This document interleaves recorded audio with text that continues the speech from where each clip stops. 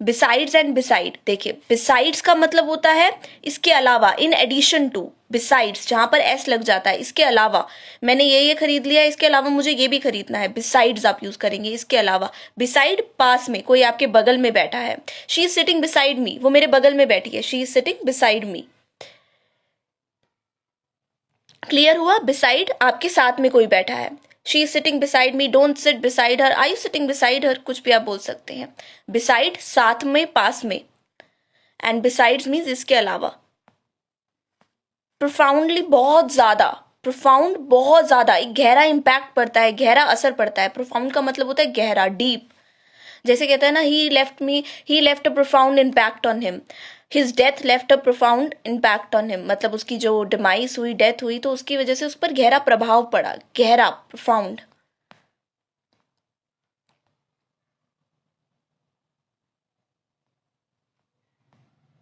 Yes, my apology for not attending the class on time.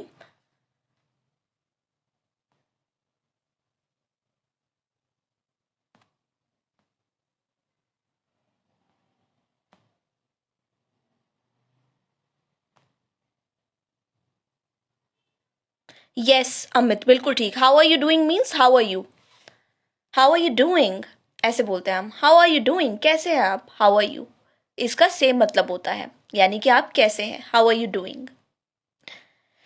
Okay, next expression मैं आपको बताती हूँ, very very easy. It's on me. आप गए कहीं पार्टी पे and you want to pay the bill, आप अपने फ्रेंड्स के साथ पार्टी कर रहे हैं और आज आपका बर्थडे है, तो आप बोलते हैं अरे यार बिल आज मैं पे करूंगा। It's on me. It's on मी का मतलब होता है आई will pay the bill. It's on me, that means I will pay the bill. It's on मी, लिख देती हूं मैं। इट्स ऑन मी का मतलब होता है मैं बिल पे करूंगी, तुम्हें बिल पे करने की कोई जरूरत नहीं है, it's on me. O keep your credit card away, keep your money away, I pay the bill, I will pay the bill, इसकी जगह आप बोलेंगे it's on me. Yes, it's on me means I pay the bill, I pay that. Good, बनाइए। Yes, I am giving you the treat, so it's on me, you need not pay anything, it's on me, I pay the bill. Apology and sorry में क्या difference है? देखिए, sorry होता है, sorry and apology दोनों का मतलब एक ही है, माफी। माफी, सॉरी और अपोलॉजी दोनों का मतलब होता है माफी। सॉरी इनफॉर्मल में दोस्तों के साथ बात कर रहे हैं, आई एम सॉरी यार मैं तुम्हारा बर्थडे भूल गया, आई एम सॉरी यार मैं ये लाना भूल गया, आई एम सॉरी मैं कॉफी टाइम, मैंने तुम्हें कॉफी ला के नहीं दिया, आई एम सॉरी, दोस्तों के साथ कैजुअल सॉरी। अपोलॉजी अगर आप कलीग्स के साथ मिलते हैं, फॉर्मल कन्वर्जेशन में, किसी प्रिंसिपल से बात कर रहे हैं, किसी हायर अथॉरिटी से बात कर रहे हैं, तो अपोलॉजी का यूज करेंगे। अपोलॉजी फॉर्मल कन्वर्जेशन में यूज किया जाता है and it sounds much much better, right? बहुत अच्छा लगता है अगर आप सपोज एक बॉस से बात कर रहे हैं, बॉस से, हायर अथॉरिटी हो गया, फॉर्मल कन्वर्जेशन हो गया, तो बॉस को ये तो नहीं बोलेंगे I am sorry boss, no, you will say I apologize sir for my wrong behavior और I apologize sir। तो apology का वहां पर यूज किया जाता है।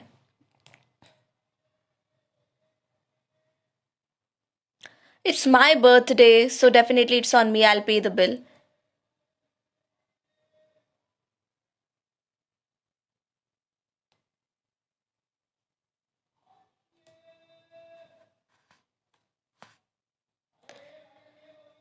क्लियर? एक और एक्सप्रेशन मैं आपको बताती हूँ, are you with me, are you with me, can you understand what I said, क्या आप समझ रहे हैं जो मैं बोल रही हूँ?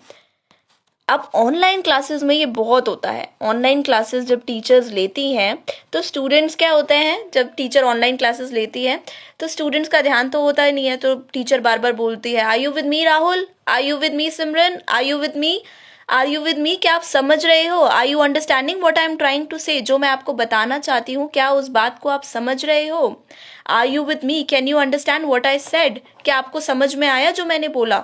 अब आप किसी से बातचीत कर रहे हैं और आपको लग रहा है अरे यार आप अपने दोस्त से बात कर रहे हैं, अरे दोस्त का ध्यान तो इधर उधर है, वो कभी इधर देख रहा है कभी उधर देख रहा है, तो आप उसको टेस्ट कर रहे हैं कि वो मेरी बात ढंग से सुन भी रहा है या नहीं। तो आप बोलेंगे are you with me Vishal, क्या आप तो मेरी बात सुन रहे हो? Are you with me, that means क्या आप मुझे सुन रहे हो, क्या आप समझ रहे हो जो मैं आपको बोलना चाहता हूँ? Yes, are you getting my point? Yes, क्या आपको मेरी बात समझ में आ रही है? Are you getting my point? Means क्या आपको मेरी बात समझ में आ रही है? Are you with me? जो मैं बोल रही हूँ आप उसको सुन रहे हो? Are you with me? So teacher ये मोस्टली यूज करती है, जैसे कि क्लास में टीचर है and then students are not paying attention in the class, then the teacher will say are you with me class?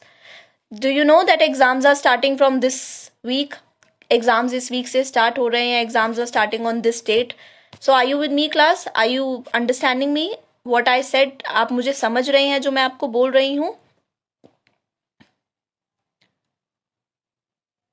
Are you with me? कुछ sentences बनाइए. अब सपोज कोई फ़ोन पे बात कर रहा है एंड नेटवर्क काफ़ी वीक है, तो वो बोलेगा the network is weak, I am on leave tomorrow, are you with me?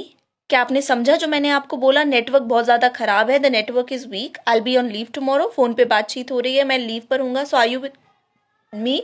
क्या आप मुझे समझ रहे हैं? क्या आपको समझ में आया जो मैंने बोला? जो मैंने बोला क्या आपको समझ में आया? Did you understand what I just said? So, are you with me? This is the expression that you are gonna use. Are you with me? If yes, then solve this problem within 10 minutes. Good, Shilpa. बहुत ही अच्छा. Are you with me? Tell me what question. Yes. What question I asked from you? Are you with me? अगर आप मुझे सुन पा रहे हैं, then tell me what was the last question that I asked. Are you with me? क्या आप मुझे समझ रहे हैं? सो आर यू विद मी आप कब यूज करेंगे? जब आप किसी को बोलना चाहते हैं कि आप मुझे समझ रहे हो या नहीं. Can you understand what I said?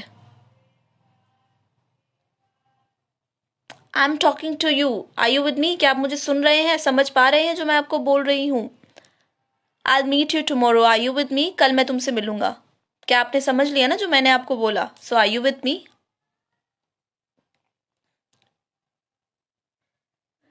Great sentence. Great, Shiv. It's not about, it's not all about your presence here. Are you really with me? Very good sentence. Yes. यहाँ सिर्फ तुम्हारी मौजूदगी का नहीं, मुझे कोई लेना देना नहीं है कि सिर्फ तुम्हारी प्रेजेंस ही है. रियलिटी में तुम मुझे सुन रहे हो, समझ रहे हो. Are you really with me और जस्ट प्रिटेंडिंग? ये नहीं कि सिर्फ तुम्हारी प्रेजेंस. कई बार ऐसा होता है, हमारे जो दोस्त होते हैं, फ्रेंड्स होते हैं, उनसे जब हम मिलते हैं या ऑफिस में बैठे होते हैं, कई कलीग्स कुछ ना कुछ सोचते रहते हैं and they are busy thinking. और बॉस मीटिंग ले रहे होते हैं. मीटिंग के टाइम ऐसा होता है जब बॉस मीटिंग कंडक्ट करते हैं, तो जो कलीग्स होते हैं दे आर थिंकिंग समथिंग और the other end they are lost in their own thoughts. तो एक कलीग उसको जाके उठाता है, हाँ यू द बॉस, सुन रहे हो उसको? Are you with me what I am trying to tell you? Thank you Shubham. Yes guys, मैं ना आपके लिए जो कंफ्यूजिंग वर्ड्स है ना, इनमें भी आपको डिफरेंस समझाऊंगी. एक सेशन आपके लिए स्पेशली कंडक्ट करूंगी regarding the confusing words.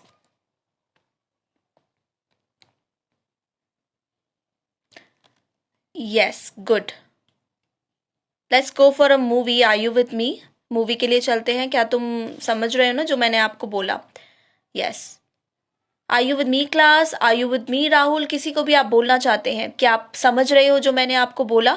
Did you understand what I said? क्या आपको समझ में आया है जो मैंने आपको कहा है? I think I have taken this decision in haste. मैंने जल्दी जल्दी में ये निर्णय लिया है. So are you with me? क्या आप समझ रहे हैं जो मैं कहना चाहती हूँ? बिल्कुल ठीक है. गुड. न्यूज़पेपर समझ में नहीं आते, डोंट वरी, न्यूज़पेपर से रिलेटेड भी कुछ ना कुछ करेंगे. ओके, नेक्स्ट एक्सप्रेशन मैं आपको बताती हूँ. Never mind. O never mind. Never mind means कोई बात नहीं. किसी ने कोई गलती करी, somebody apologize you for something, you say never mind, never mind, कोई बात नहीं, it's okay, never mind, it's okay. Are you with me? I really need your help. क्या आप मुझे समझ पा रहे हैं? I really need your help. Yes.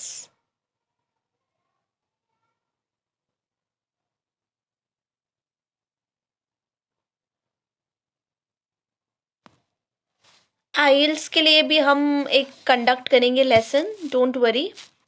पहले ये छोटे छोटे एक्सप्रेशंस इनको अच्छे से लर्न कर लेते हैं, क्योंकि इन्हीं एक्सप्रेशंस को दोबारा हम अपनी कन्वर्जेशन में यूज़ करेंगे. सो पहले इन एक्सप्रेशंस का पता होना चाहिए, उसके बाद slowly and steadily will be moving forward. Yes. अगर आपको कोई बात समझ में नहीं आई है, अगर आप चाहते हैं कि कोई उस बात को रिपीट करे, तो आप बोलेंगे कम अगैन प्लीज, दोबारा बोलिएगा, दोबारा से इसको दोहराइएगा, come again please. What will you say? Come again please, दोबारा बोलिए।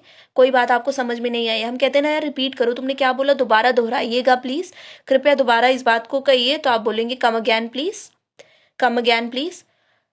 Can we use no worries instead of never mind? बिल्कुल बिल्कुल साक्षी, बिल्कुल यूज कर सकते हैं। No worries, never mind both mean the same thing. चिंता करने की कोई बात नहीं है, टेंशन मत लीजिए, ज्यादा टेंशन मत लीजिए। No worries, it's okay, no worries, never mind, anything you can use, both are one and the same thing. Good good Shilpa, good sentence. Are you with me? Your mobile number is not linked with Aadhaar card. Yes, क्या आप मुझे समझ पा रहे हैं, ढंग से समझ पा रहे हैं कि आपका मोबाइल नंबर आधार कार्ड से लिंक नहीं है? टेकन फॉर ग्रांटेड होता है ना, हम किसी को ऐसे ही समझ लेते हैं कि कोई चीज़ हमारे पास बहुत समय से है, तो हम उसको यूं ही ले लेते हैं। हल्के में लेना किसी को, टेकन फॉर ग्रांटेड इज हल्के में किसी को लेना। हम कहते हैं ना, अरे सपोज आपका कोई बेस्ट फ्रेंड है और आपको पता है कि वो तो बेस्ट फ्रेंड है ही, जो मैं उससे के कैसे भी उसके साथ मैं बातचीत करूं, तो हम कहते हैं ना, अरे यार if I am your best friend so you have taken me for granted, तुमने मुझे हल्के में ले लिया, तुमने तो यही समझ लिया कि मैं तो हमेशा तुम्हारे साथ रहूंगा। Taken for granted.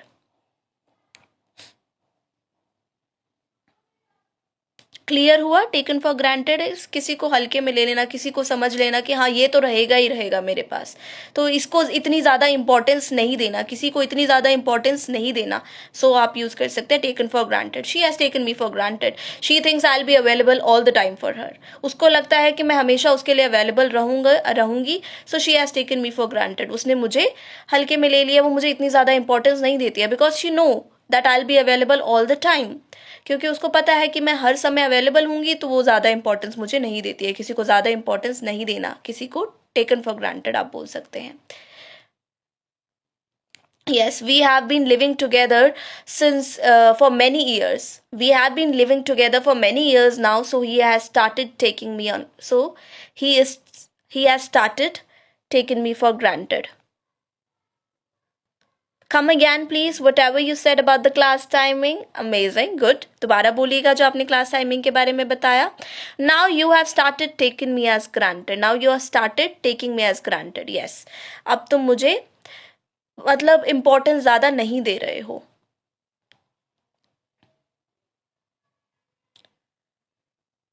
Yes, where have you been? आप कहाँ थे? Where have you been? Good. So, अगर कोई गलती हो जाती है, I lost that wallet you gave me. Never mind, I'll buy you another one. कोई बात नहीं, मैं तुम्हें और खरीद के दे दूंगा। So don't worry about it. परेशान मत होइए। Never mind, no worries, इसके बारे में परेशान मत हुई है। ठीक है? And come again please. दोबारा इसको दोहराइए। Come again please.